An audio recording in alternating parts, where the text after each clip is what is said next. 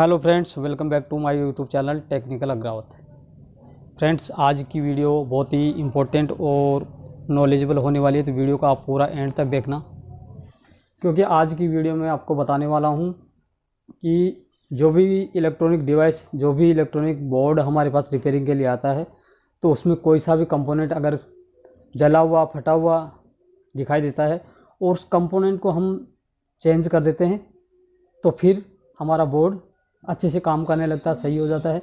तो दोस्तों, आपने ये देखा होगा और आपके दिमाग में ये भी सवाल आया होगा कि जो कंपोनेंट जला हुआ था और उस कंपोनेंट को हमने चेंज किया, उसके बाद बोर्ड फिर से काम करने लगा, तो ऐसा क्यों?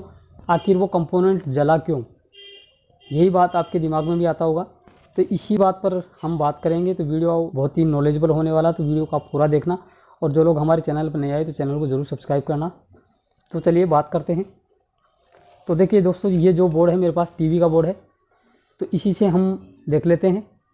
तो आखिर जो कंपोनेंट पूरी तरह जल जाता है, बर्न हो जाता है या पूरी तरह से फट जाता है, तो वो क्यों फटता है, और जब हम नया कंपोनेंट उसकी जगह पर लगा देते हैं तो वो फिर से काम करने लग जाता है। तो सबसे पहले इसका ये कारण तो ये होता है कि हमारा जो SMPS होता है, सप्लाई, तो उस SMPS से अगर सप्लाई आउटपुट में जो निकलती है वो सप्लाई कम ज़्यादा हो सकती है, वो भी एक कारण होता है, जिसकी वजह से भी वो कंपोनेंट पूरी तरह से फट जाता है, जल जाता है। अचानक से अगर वोल्टेज ज़्यादा आएंगे तो वो कंपोनेंट जल जाता है।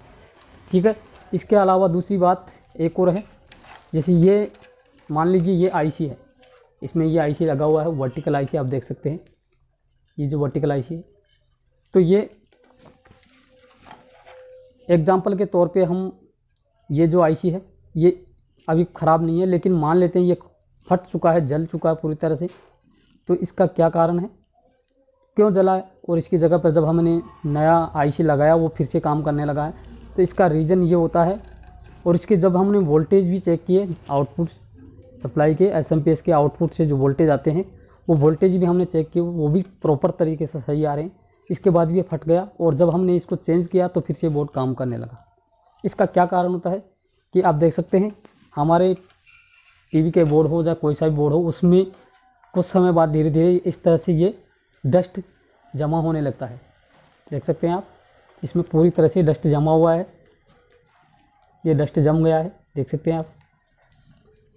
ये डस्ट जहाँ कहीं भी देखेंगे आप, ये डस्ट जमा हुआ है।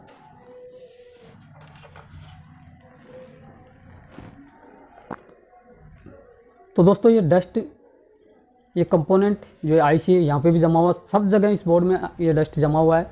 तो ये डस्ट जब नम हवा चलती है, सर्दियों में कोहरे या धुंध के कारण जब ठंडी हवा चलती है या धुंध जब होती है, तो ये जो डस्ट है ये गीली हो जाती है।